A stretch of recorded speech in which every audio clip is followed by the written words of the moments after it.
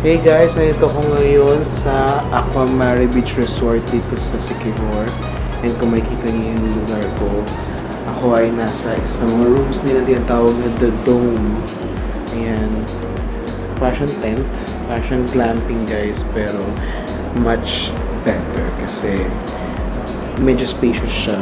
At saka nandiyan lahat ng mga amenities.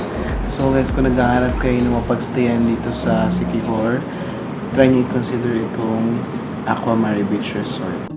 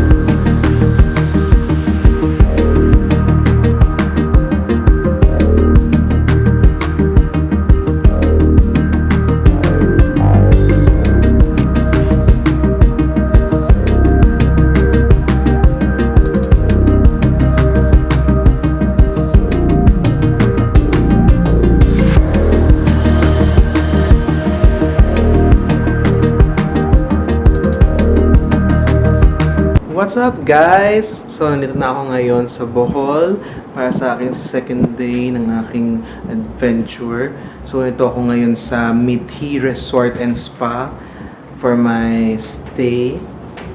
Ayan siya. Oh, ito na ang kama guys. Sarap higan.